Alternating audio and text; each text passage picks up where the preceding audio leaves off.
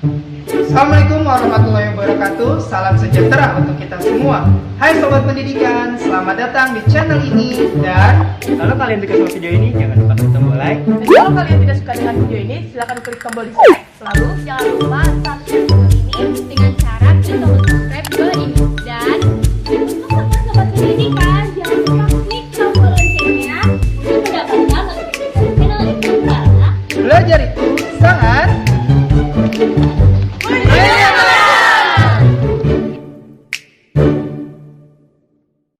perhatian. Video ini dibuat untuk memudahkan kegiatan belajar mengajar. Silakan digunakan sebijak mungkin tanpa merubah atau mengganti konten video yang ada dalam video ini tanpa seizin channel ini. Selamat menyaksikan.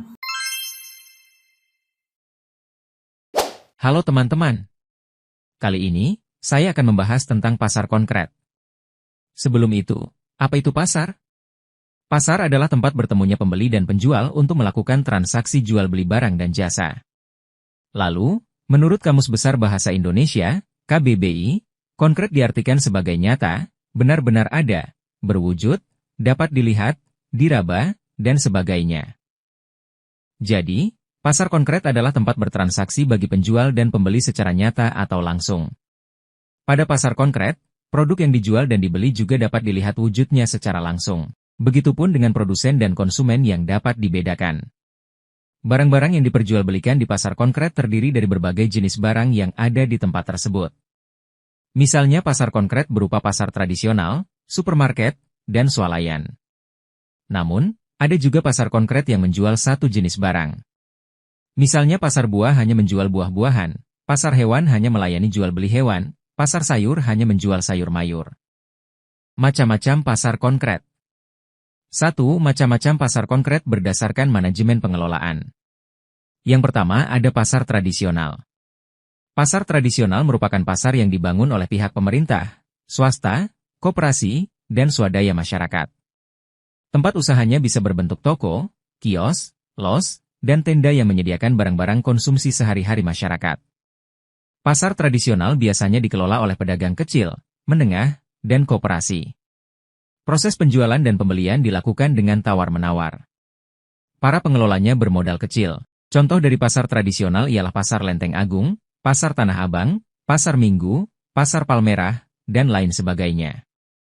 Yang kedua ada pasar modern. Pasar modern merupakan pasar yang dibangun oleh pihak pemerintah, swasta, dan koperasi yang dikelola secara modern.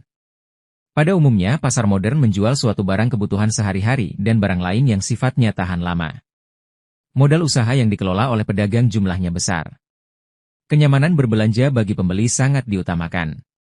Biasanya penjual memasang label harga pada setiap barang.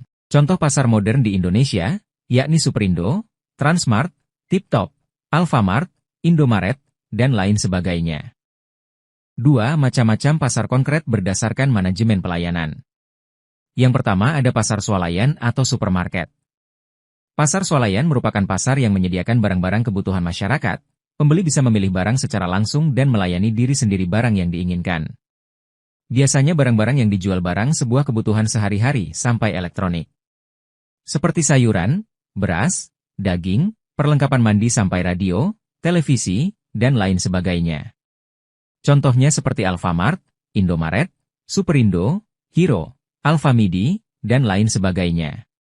Yang kedua ada pertokoan. Pertokoan merupakan sebuah bangunan pertokoan yang berderet-deret di tepi jalan.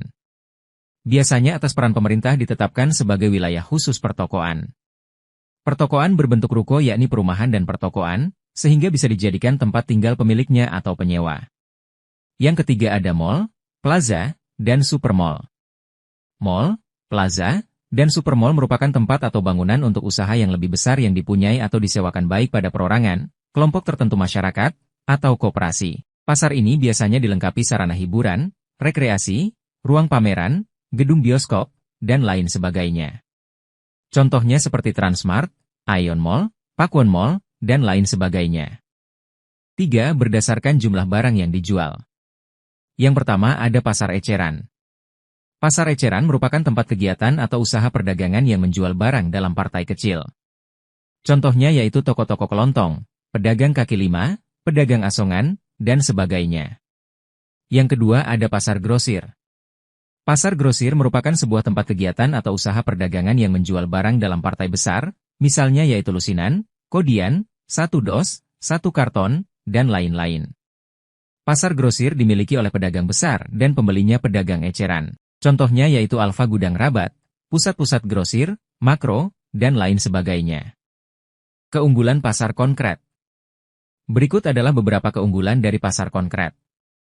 1. Interaksi langsung. Pembeli dapat melihat dan mencoba barang yang dijual sebelum melakukan pembelian. Ini memberikan kepastian dan kepuasan bagi konsumen. 2. Transaksi yang transparan. Proses transaksi lebih transparan karena pembeli dan penjual dapat bernegosiasi secara langsung, yang dapat meningkatkan kepercayaan antara kedua belah pihak.